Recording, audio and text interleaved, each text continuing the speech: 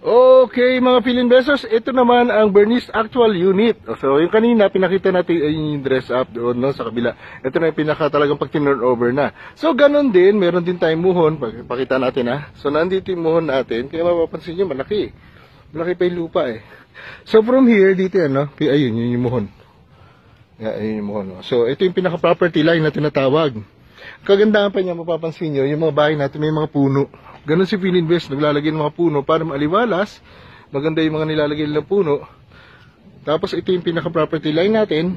From here, hanggang dito naman. Natakpan lang pero nandito yan. Nandito mo niya. So ibig sabihin, yung lote natin, ito 60 pinaka-ano pa to, pinaka-minimum pa to. Simula doon hanggang doon. Plus, hanggang doon sa dulo. So ibig sabihin, may space pa dito for expansion someday, no? Kasya din na sasakyan dyan kahit pa paano. So ito yung pinaka-ano natin area. So pasok tayo sa loob. Yan. Mga 8 steps to 9 steps to bago makapasok.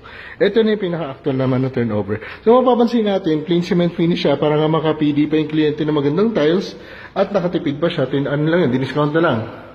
So kompleto tayo, meron tayong mga outlet. Meron tayong mga circuit breaker syempre, no? Ang ating windows is enhanced steel casement. Ay, may space pa sa labas, oh, ganda. May garden ka pa.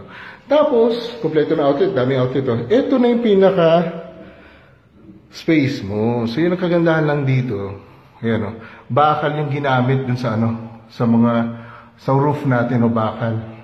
Plus long span yung pinaka bubong natin, kaya pagdating ng araw, yan naiiwasan yung tulog kasi walang putol, so long span siya. Tapos bakal, ang kagandahan dito kasi pag ikaw ay nag-second floor, pag kinating mo kasi itong mga to, pwede mo pa siyang gamitin dun sa taas. So, nakatipid ka na naman. Kasi high ceiling siya, mataas. Sobrang taas. Layo pa, malayo pa siya.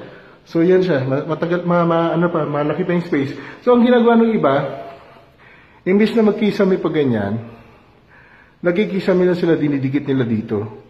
Para nga naman dito sa space na to, meron pa siyang cabinets. Tapos dito, ang Bernice, kasing kagandahan dito, meron tayong space for room dito, sa area na yan.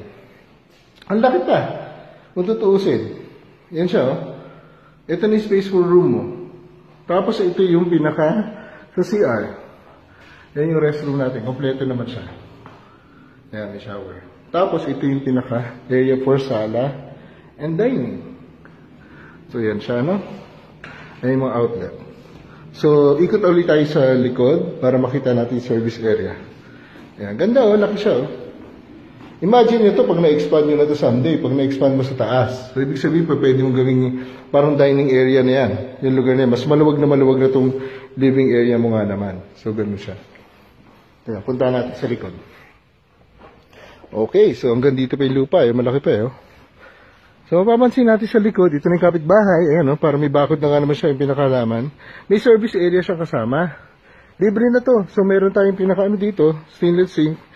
Yung natin, lababo. So, pwede natin lagyan dito ng cabinets lang para magkaroon tayo ng taguan dyan ng mga things natin. So, dito siya. Sa likod. Ayan, hanggang dito yan. Nandito yung muhon yan. Sa gitna. So, pwede ka magpabakod dito. Pwede ka magpabakod syempre dito sa likod. Hanggang dito yung muhon natin. Yan. So, ibig sabihin, from here, pag ganun, at syempre, pag ganun naman, yan pa yung lote natin. So, ibig sabihin, malaki pa talaga siya. Malaki pa yung pwede natin expand someday. Yan ang kagandahan kasi doon. Kaya ng ating abot kamay, no? Sa bulsa. Ang monthly, pero maganda doon pagdating na araw. Pag nakaipon ng kliyente natin, unti-unti, pwede niya na pagandahin at palakihin pa yung kanyang bahay. So, yun po ang ating Bernice Actual Turnover. Salamat po, mga Philinvestors!